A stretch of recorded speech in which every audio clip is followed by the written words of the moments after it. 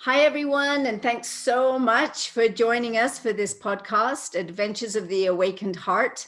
My name is Julie Tara, and I'll be your host here. And if you want to learn more about me, you can look at the links below. And the reason for doing this podcast is I felt a real calling at this time in life that we are really being asked to move into our heart more and more and express our lives from the heart. So that's why this podcast. And today I'm super excited to be interviewing a fabulous friend of mine. Her name is Amanda Romania. And let me tell you just a little about Amanda, and then we'll get going. So Amanda is a visionary author, healer, speaker, and teacher of metaphysics. She specializes in spiritual mentorship and individual and collective empowerment and evolution.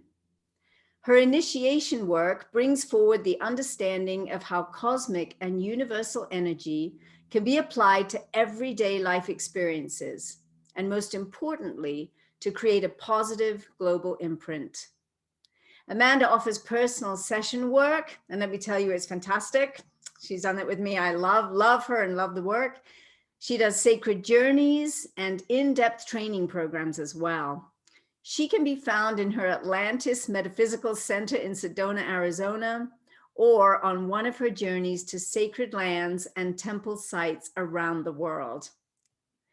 So welcome, Amanda. I am thrilled that we get to have this time together. Thank you so much. Thank you, Julie, and hi and welcome to everyone watching this. I'm here live from Sedona, Arizona, and the sun is shining, so I'm sending all that good energy out to you. I love that. Sedona is one of my favorite places on the planet, along with Boulder, Colorado, where I live. So I feel like we're in sort of sister cities, if you will. And so let's just get going. Let's talk a little bit first about Gaia. You're part of the Gaia community. This is how you and I met in Sedona at a beautiful event down there. And we were next to each other and we just got on like a house on fire in a good sense. So as part of the Gaia community, what's really helped you the most? What has been the best assets of being part of this community? Thank you, Julie. So what I love about Gaia and about the community is the main word that I came through with was the diversity, and that it covers these ancient aspects of the past, it's present, but it also covers things of the future.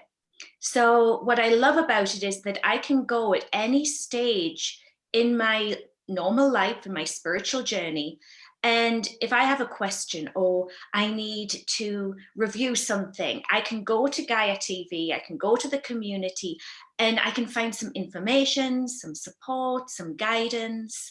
And I just feel that, as you mentioned, I work in the Akashic Records. And for me, Gaia is a mini representation of the Akashic Records. So I do hold it in high esteem. Wow, that's a brilliant way to put it. I never thought of it like that. I often think of it like the Alexandra Library or like a university for the soul. But I never thought of it in that way with the Akashic Records. I really love that. Yeah. It What is I love very diverse. Yeah, sorry. Yes, no, sorry. Because for me, when I do mini classes, I do advanced classes, and then I'm taking sacred journeys. And sometimes you're receiving information and you're thinking, is this true? Is it valid? Where's this coming from? And it's all from that universal energy. And when I go to Gaia, I will often find that there are facts and science and information that not only backs what I'm feeling and thinking, it actually starts a question and answer with me, because I'm in Aries with Aquarius rising. So my Aries has to know and it has to be grounded, the tangible. And then my Aquarius aspect is like, oh, okay, where are we in the universe? So for me, Gaia is that stability. And I'm here in Sedona, which I consider a metaphysical university. And you're totally right. Colorado, we're like sister areas. So for me, Gaia is another aspect of the university that I can go to, and I can direct people to go to because I believe in the integrity and the credibility of it. Beautifully said. And I know when I met you, I immediately felt that you were such an old soul, and I immediately felt that I wanted to know you. Like, it was instant. Like, who is this amazing woman? I want to know her. I want to be her friend. I really felt that very strongly when we met. So let's talk about your awakening. My imagination is that you probably felt awakened your entire life. But how has that been for you? When do you think it started, your spiritual awakening? So for me, Julie, it was being a child working then. My first jobs were in retail. And what I thought was that I was just extremely emotionally intelligent. I could read people, I could understand a situation. And then as I went through into the 90s, and I had a near death experience in 1994. And for me, it was I miscarried a baby. Um, and it was so much more, because what I've come to understand is that with our bodies, when we're carrying these new souls, we're moving through the dimensions energetically. And I wasn't quite aware that that was happening. I was having dreams, insight, and then all of a sudden I'm in this really difficult, life-threatening situation where literally I'm on a medical table, and I hear the doctor saying, if we don't put her out, she'll not stay with us. And it was at that point my soul began to move between dimensions and body fully.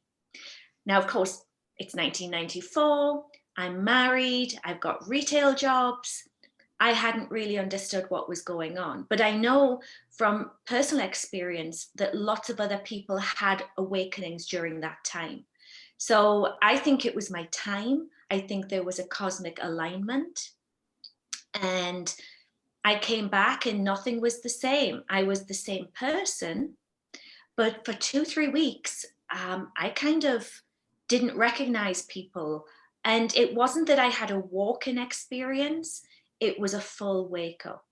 So that when I did have another little one in 1996, I had my daughter, everything changed. And I chose a different reality. I divorced my husband. I was a single mom, business owner. And then I found something called the detox and Glastonbury and healing and the flower of life. And my life began to make some sense again. So it was this period of 6 years of trying to find myself. And spirituality thankfully found me.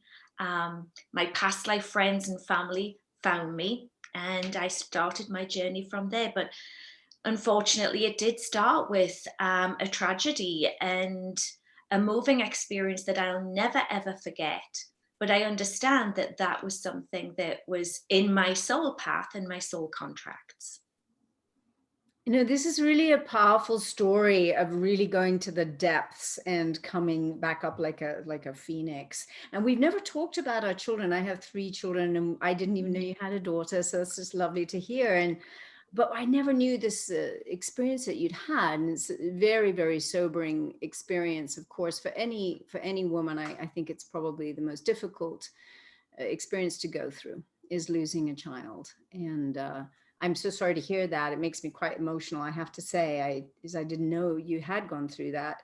And this was 1994, and I'm thinking back to 94 and seeing, yeah, I had a sort of breakthrough time of 94, real bottoming out, and then a coming forward into a new period of life. So I think you're right. There's something was going on at that time.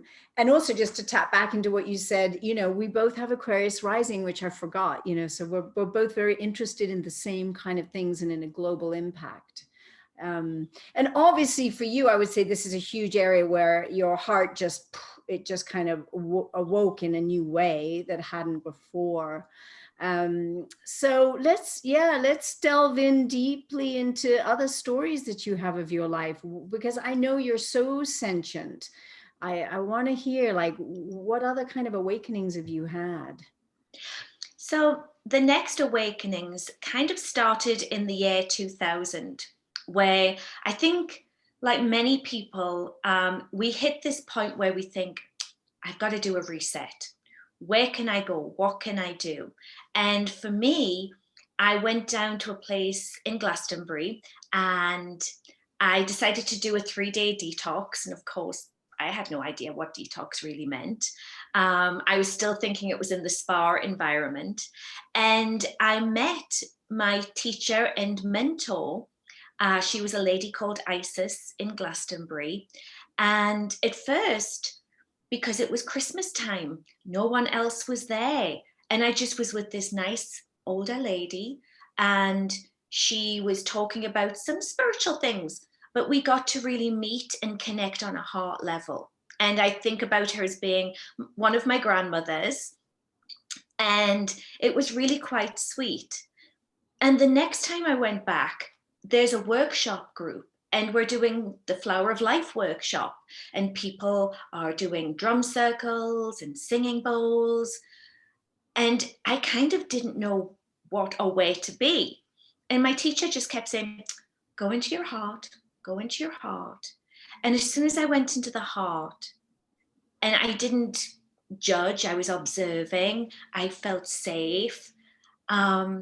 I was able to interact with these people that had been training and working for many, many years, masters in their own rights. And there was little me trying to grasp everything with my academic brain. And then when I released it and kind of just settled into the heart, it was like I could breathe again.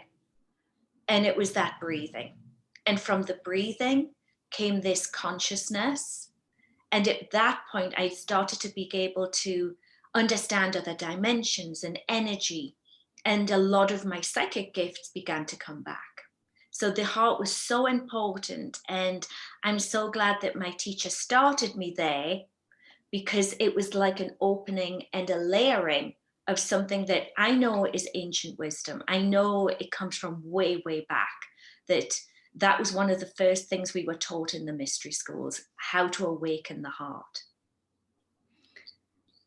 This is so interesting to hear you talk about this, because it really is a whole other place. Like when we shift from the mind, not that we don't love to use the mind, but when we shift the locus, if you will, of not even control, but the sort of, it's like, I always feel like the mind is the servant of the heart, it's not the ruler. And if we rule from the mind, we really get ourselves in trouble, I think. But if we shift that dimensional space into coming from the heart, it's like another universe, another whole other place. I really want to talk about this. Like, how does that even work? Can you put word to it? It's because we can feel it, right? We know when someone's really in their heart with us, and we know when they're in their head. We can almost feel that shift and that jump. So say more about this, because it's such a very important thing at this time, because I feel we're being called here so strongly. So the example that comes to mind is September 2004. And I had a beautiful American friend. She really was the example of living in the heart. And she was a beautiful lady called Rhonda Fleming, and she lived in a place called Buckland Hall in Wales. And it was a totally, at that time, organic, beautiful house where they did retreats. And one day she said, I have to go and visit with these sacred grandmothers in California. And will you come with me? And my heart said yes. So I booked my ticket. And certain things on this journey was that she was inviting me, but unfortunately she could not come. So there I am, stood in Heathrow Airport, thinking, I've got to go to the other place in the world, go to California, up some mountain, and connect with these sacred grandmothers. I don't know the words. I don't know what to do. But something in my heart said, get on the plane. So I got on the plane. And what I found was that because my heart had kind of relaxed, I told myself, if I don't go anywhere, I'm just going to go and look at the homes of the stars and do a Hollywood trip. And it was at that point, I remember coming downstairs and saying to the concierge, do you know this address? And she said, oh, that address, this gentleman here is going. And I looked, and here's this gentleman in a safari suit. And he said, oh, you must be the girl from England, Rhonda's friend. And I said, yes. And he said, oh, come and meet the grandmothers. They're having breakfast. So there I am, going out onto the terrace at the Marriott. And there's all these beautiful grandmothers, all having breakfast, just like women, talking about their children and their families. And we had a grandmother Maori, Hopi, Polynesian, South African. There they all are, just having breakfast. And I sat with them. And because it was in that heart space, and I wasn't, and who are you? And what do you do? And just, passing the coffee, moving the plate, smiling at the waitress. There was nothing else to be said. It was just a frequency that by the time we got up to Big Bay, they turned to Rupert and they said, the little one, she can stay with us. So I got to live in the cabin with all these sacred grandmothers, and we had visitors in the spirit world coming through. I'd open the door, people were praying outside, and there was me in a little pink jumpsuit.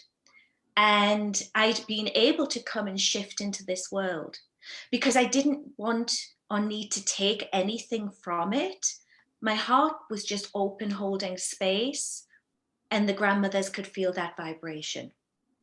And one of them grandmothers can create a whole gathering of 50 to 100 people at a time. But you put 6 of them together and many people made the journey. So that's one of my examples where synchronistic events, interesting events, but because you're in the heart, you don't have any agenda. There's no agenda saying, do this, do that, get this, get that. And for me, that was a life-changing experience. It's life-changing to hear about it. It actually makes me very emotional because I feel like we are gathering right now, and the feminine, the divine feminine is rising in this most wonderful way. And it's so like that, where it's the grandmothers and there's nothing to do, but there's a place of being. And it's reminding me of like doors of perception, Aldous Huxley's work, like it's like you step through another doorway, and it's the reality you always knew existed, but maybe we're not always quite sure how to enter. But you entered just by not having an agenda, and then they could feel it and they could accept you fully, of which of course they would, because I know who you are, and you are that person. They would just say, of course you can stay with us. How long were you with them? It was just for 7 days. Yes. And I would sneak cookies in for them. I would brush their hair, I would massage their feet, and then their assistants would come in and say, you can't touch the grandmothers.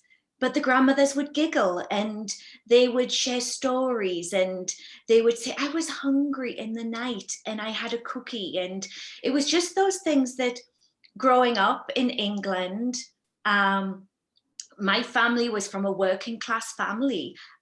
We lived in a small house in northern England on a number 33, of course, which for me means safe space always. And I had all these aunts. My mom was one of 7 girls with 3 brothers.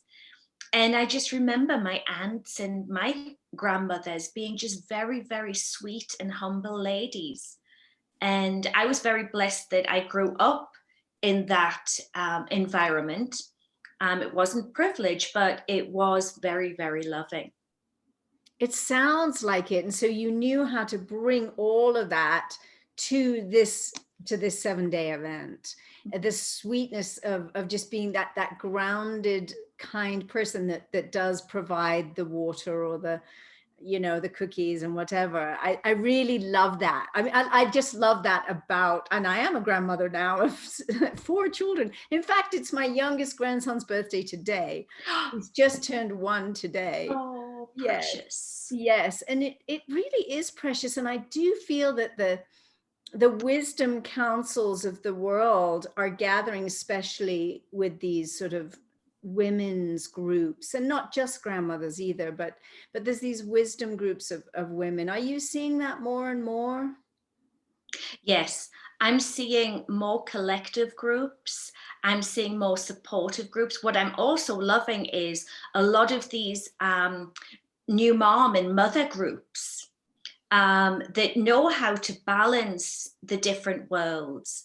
And I always think that social networking is a representation of the Akashic records. And with social networking, this is giving them a platform that they don't have to necessarily leave their day, that they can just click on a button and they have this community that's supporting them and knowing what they're going through. So I'm loving that this is a field of area that people are able to integrate. And I think that this is a movement that is growing into this new Aquarian age. I love it too. I think you're absolutely right. And I see my own daughter, being part of those groups and stuff online mostly, especially now, of course, during this time period. But it is exciting to see the women gathering together and not being so isolated and really sharing wisdom. And so, I mean, clearly this 7-day experience you had must have, I mean, how has that changed your entire life trajectory? I would imagine that it would. Well, I came back from that. Like I said, it was 2004. And by 2005, it was an end of a cycle for me. So, what that meant was you shift into this world and you find your purpose, you find your calling with that. And for me, that was my retail businesses, my daughter, and then my sacred journey work, which that was how I started as an apprentice for my teacher, doing 2-3 journeys to Egypt every year. And it's crazy when I look back and think of the amount of money that was spent and the time. But if I hadn't have bought that ticket, I wouldn't be doing what I'm doing now. And I know that's not for everybody, but in my lifetime, I know that part of my work started after that journey with the grandmothers, and every year thinking, how can I grow with this? How can I serve with this? And it just evolved from there. Well, you had mentioned the word synchronicity, and I feel like that's very appropriate when we're getting more and closer to our destiny. These doors fly open and the synchronicities happen faster and faster. And in fact, in some of the other podcasts that I've been doing on this, we've talked about that a lot, especially with the women. They really notice it, keenly. So let's then talk about, because that's amazing. You went to Egypt 3 times, in 1 year to be, with your mentor, and then you took it on. And I just want to say, because we're both entrepreneurs, and I feel like you're a very empowered woman. You've taken on your destiny and you've really developed it so beautifully. I want to hear more about that. Where did this go? How did this change your whole life? Because I know it did, clearly. Well, it started again. I was in 2010, I completed my business master's with Durham University. And I've been part of women's entrepreneur programs. So I've been guiding other business owners. I called it kitchen table economics. How do you take care of yourself, bring abundance in, always traveling on the abundance, taking care of your family. So these were normal energetic frequencies and ways that I brought into practical aspects. So I was often called in with local business women where their business had hit a wall or they were struggling themselves. And because of my spiritual perspective, was able to help and assist them to move through that. So it was different to life coaching, because it had energy behind it in a certain way that I didn't at that time know what it was. Now I know that we were clearing a lot of their records, their past lives, present lives, their karma, and it just opened things through. So I began to see that that was a way that you could work with business.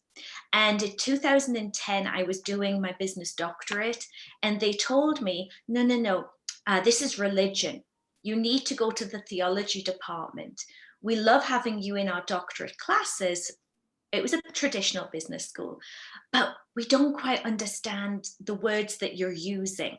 Because I was saying, what happens with the heart of the business? The business doesn't have a heart, I was told. But what about the consciousness of the business? No, there's no consciousness. It's just a business. And I kept hitting these brick walls that now I have corporate people calling me going, oh, the heart of the business is challenged. And they're using these words.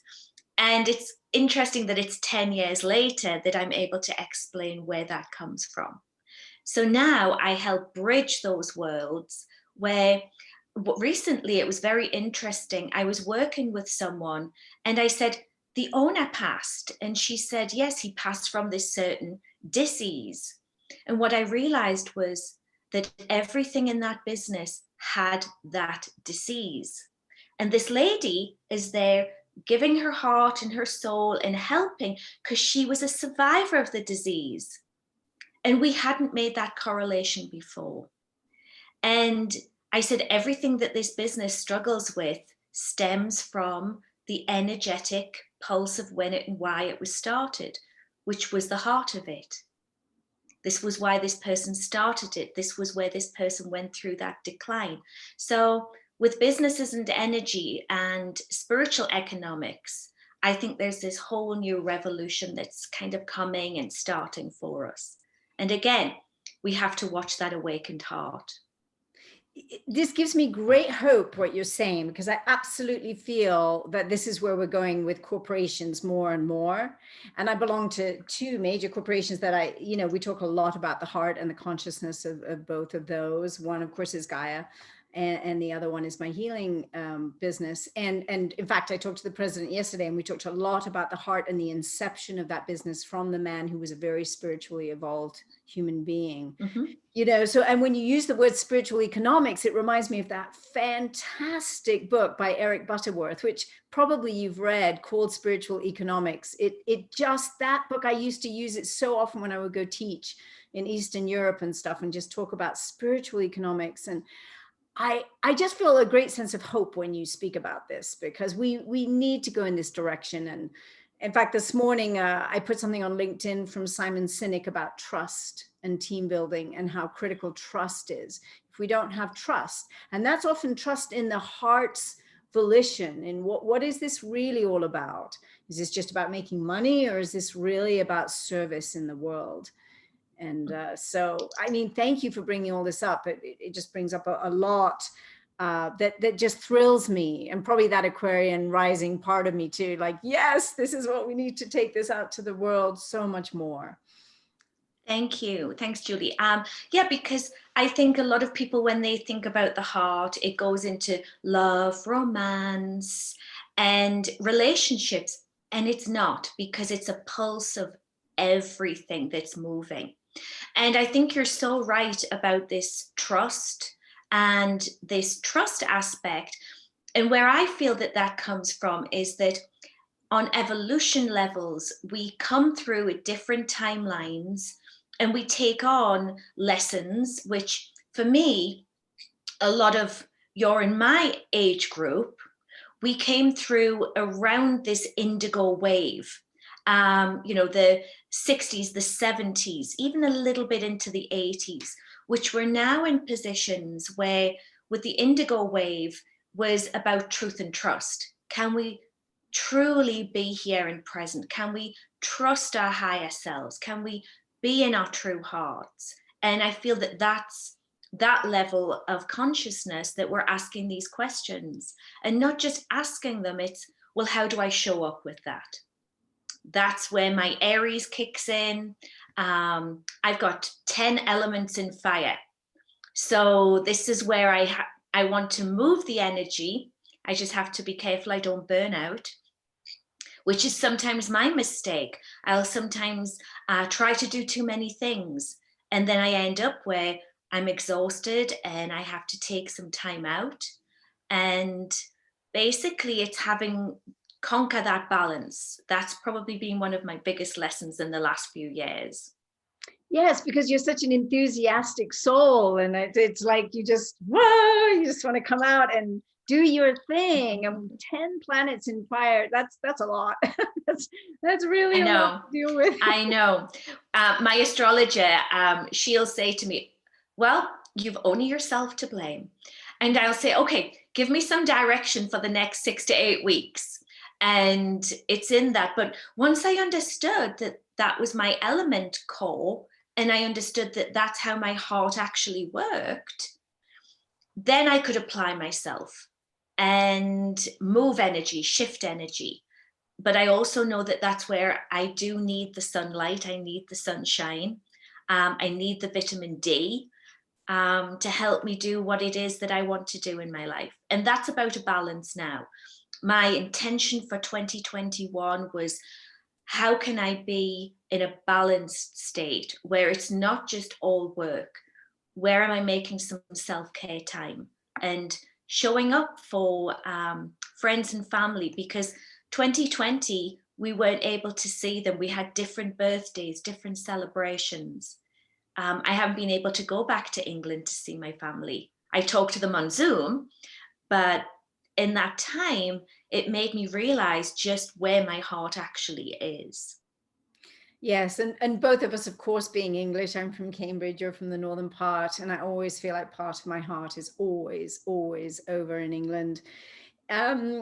You know, I just want to say, I want to pick up on just the fire element, because I do a lot of dream work, and I talked with one of my dream mentors the other day. We were talking about the firebird and how you can ride the firebird for a while, but you can't ride the firebird forever because you burn out. And I've certainly seen that in my own work, you know, as an entrepreneur and a leader, where I just pushed it so hard that I really burned out after, you know, a few years. And so I also have to find that balance, because I do get so excited about our future. So let's talk about our future. And what does your heart, you know, vision say about our future? Where do you see us going? What's going on? Okay, so putting it simply, we were on that 2000 years of Pisces. And then in the last 4 months, we've really shifted and accelerated into this Aquarian aspect. Aquarian aspect is humanitarian, brotherhood, sisterhood. And it's bringing through those aspects in the air. This is why everything's gone digital. COVID was a wake-up call. And we work here in Sedona with a lot of the Hopi, the elders, and they're telling us this is not just one incident. It may come as other waves. So it's a wake-up call for self-care. And for me, the mask wearing was all about me taking responsibility for the air that I breathe in and out, the words and things that I share. So I switched it where I wasn't afraid of it anymore, because I'd go to shops, I'd just put a mask on and I would watch the girls, the cashiers, because that was me one time. And I'd watch them just relax. So they'd be like, oh, this is okay. And I'm like, how can I help with this? So there's this humanitarian wave coming. Now, I will be honest. I have a group of Oracle students, and the Oracles bring through the visions of the future. And there are 9 possibilities out there, 3 most obvious, and the oracles, we are trained to pick up the most probable. So where there's this elevation of humanitarian, self-care, taking care of families, we're all going to kind of find where we're living in these different times, which we can't go back into that Piscean age. So we may find that things are simpler, cleaner. We do have to be very aware of what is coming through the airwaves. So in 2030, 2035, a lot of my students saw that there may be certain disruptions. In 2045, we're seeing where we're kind of rising from that. What a lot of people were noticing 3-4 years ago was not where we were going to have these disasters happening, but we were going to have these internal challenges.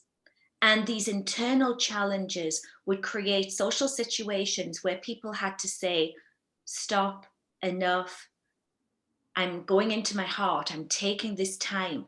This is why on our phones, meditation apps, consciousness apps, Gaia came at such the perfect time. It was almost as if they knew. So it's carrying these things through on the digital aspect. Money, cryptocurrencies, they went crazy over Christmas when we started to bring in that Aquarian consciousness, especially around the December solstice. January, I know we had a lot of events, especially in the United States. That was all about people clearing their karma of the American revolutions, the wars and times, of people going, we can't have this confusion anymore. And this is nothing about who you want or who you vote for. It's about you choosing where you wish to be. And therefore, this puts us on a different trajectory. Because I'll be honest, Julie, people have said to me, oh, you know, this business needs to get started. This pipeline needs to be built. And what we've seen in 100 years is where those areas, because we've remote viewed into them and we've dreamt into them. And at the moment, they're still like this. So we're kind of hoping that, like we always say, we can tip that consciousness scale for the future. For me, for spirituality, for our communities, for the people that we work with, we serve, if you're a practitioner out there, there has never been a better time to get on with your purpose and work, because the spiritual energy and community is starting to really come online, where people need to have that hope and belief. And things and people such as Gaia, the Gaia community, the ambassadors like yourself, they're opening these doors to say, hey, come and think like this, come and look like this, if you choose with your own free will. So I'm excited about this. I know we're not out of the woods yet. My English practicability and sensibility tells me that still there's much more work that we can do. But yes, there's never been a better time. This is coming into our golden age. Beautifully said. I feel like a lot of us feel like this was the time we were born for, this time, even though it's not an easy time, but there's such a revolution going on within, right? There's such a reevaluation of our value system and what really matters now and how to move forward. And it feels to me like it's very much sort of a step by step, like the universe reveals that next step, but it doesn't, it's not revealing the whole 9 yards, shall we say. It's just that next step. And so it requires a lot of faith. I'll take this one next step, just like you did when you got on the plane, you know, and you came to visit with the grandmothers. It was like just that next step and seeing where that takes you. Have you noticed that with others, or is that just me feeling that way? But I certainly feel that way right now. No, what's been interesting is through this whole 2020 shift, because a lot of people have not been able to travel outside the United States, they have sought to come to certain areas. And Sedona is one of the areas people have sought to come for answers, support, connection. And they come to us and they walk through the door and they start to cry. It's like this homecoming. And I always say, welcome home, welcome to Sedona, you're on sacred land. And for a lot of people, because they're making that shift, that's all they need. Then they can go back to their homes and their works and their lives. They don't have to sit in meditation all day. They're contributing in their communities, but they're doing it from another perspective of their hearts that no one needs to talk about. They just need to feel. I love this, what you're saying. And I feel like this welcome home, this makes me, because I feel that with Gaia too. It's a community, even though it's in 185 countries, right? It's all over the world, but it's really saying fundamentally welcome home Mhm. to the things you always wondered about, but nobody maybe verified or supported, as you grew up. And it's just this very simple welcome home, because once we feel we're home in the heart and that we belong, it all shifts, because there's so much isolation and alienation, and so many people have friends and family that don't ascribe to the Akashic records or to the soul's journey. They're just not vibrating there. And so there's that sense of aloneness, like, am I the only one that feels like maybe I didn't come from earth ultimately, prior, and so forth. And so when you find your people, it is incredibly heartening, incredibly important. And I'm so glad you say that, because that's how I feel with Gaia. It's like, that's why I created the social, the Gaia community on Facebook. It's just like, welcome home, welcome home. And maybe this is you resonate with this piece or this piece or the yoga or the whatever, and it's okay, because it's home. Yeah, it's big. So, gosh, everything you've shared today, I feel so connected with, and always so connected with you. So what would you say to our listeners that would really, maybe perhaps like a golden nugget that you would bring of everything? Because I know you have such a wealth of experience and sacred knowledge and inner knowing, and you're so awake. What would you say would help them the most out of everything right here, right now? Here we are. It's April the 2nd, 2021. Where are we going, and what could they do? Is it a meditation? What is it? So, one of the frequencies that I always teach my students is the act of permission, giving yourself permission to access a higher consciousness, the higher journey, to explore. You don't need to go on a plane or a train. You can explore some consciousness. You can explore these certain aspects. But there's something at this time of beingness, of helping, supporting, and growing, and journaling this through, so that your journey that is so precious and needed at this time. We come from billions of stars out there. We pick up all these different energies, and therefore you may never get this chance to have this journey here on this Earth Gaia home again, because you may ascend and may go do other things. So it's about giving yourself permission to be here and take every moment with gratitude and a blessing.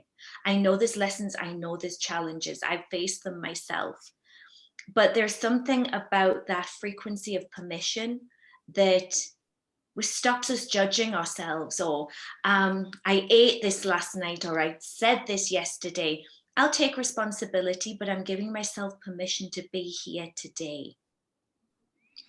I really love this. And it's interesting to hear you say that, because I grew up in Cambridge with a mother who was considered mentally ill, and then a sister with mental illness. So when I used to hear voices, I never told anybody. I was like, I am absolutely not telling anybody that I'm hearing very positive voices, always saying it's going to be all right, and you're going to be in America, and you have work to do here, and all of that. And so, I love what you're saying about permission, because I think for a while I didn't give myself permission, because I was scared. Where's this going to take me? Where are these voices going to take me? And will I become mentally ill like my mom? Although actually I think it was just all the drugs that they were giving her that made her pretty unstable. So I really hear what you're saying for myself personally, and I hope everybody listening is hearing it too, to give yourself permission to go to those higher realms and get the lessons and the guidance, so that we can really step in fully in the moment. And we're human, we're making mistakes. We just had a very big tragedy last week here in Boulder, and it was very, very hard for all of us to take, an unexpected shooting. And And I wrote this poem about it, about, the angels weeping. And the premise of the poem is we're beautiful and we're broken. And if we don't take on the brokenness of one individual who did a terrible thing and see the shadow side of us of, when have I ever felt that upset or angry at somebody, whatever, or that disenfranchised or that lost or that alienated, it was that premise. And then just put it out 2 days ago, actually. And people have been commenting just like, it just makes me cry. I'm just crying. And I think it's really good because I couldn't cry about the shooting for a few days. It was such a shock. And then writing the poem allowed the tears to just flow and flow and flow about being here, knowing that maybe we can't, come from another place, but that we're human and we're beautiful and we suffer. And that what is that allows the heart to break open more, that we suffer and we witness suffering, and then we can hopefully help heal more. Like I think that might be Kuan Yin behind you, but is that Kuan Yin, Yeah, goddess of compassion, and you compassion and mercy. yes, and you exemplify that. And so yeah, I just want to thank you so much for being here on this podcast with me. I feel so grateful and so open in my heart to you, as I always have. And hopefully everyone hearing this will, hear the beauty and the brilliance of what you bring forward. And they'll feel your compassion and your mercy. I know that for sure, because I always feel it when I'm with you. Oh, thank you, Julie. You're such a kind, kind lady. Yes, this is Kuan Yin. It was her birthday this week. And I teach in China quite a lot. So she's my guidance. So that's why she's kind of over my shoulder there. I love that. When is her birthday? I didn't know. It was 2 days ago, I think. Oh, Yeah, my friends and family over in China and Singapore messaged to remind me that it was her honoring. So she's I'm actually teaching in China tonight, so that's why she's here with us. But I'm sure that she's sending love out as well. I love that. And actually, it's my youngest daughter's birthday. It was 2 days ago. And I have Kuan Yin sitting outside in the royal pose, in her royal pose. She's one of my favorites. Of course, I have Tara as my, goddess of compassion that I pray to a lot as well. But actually, I do pray a lot to the Divine Mother in all her forms, and ask her to be with us and bless us and bring us grace.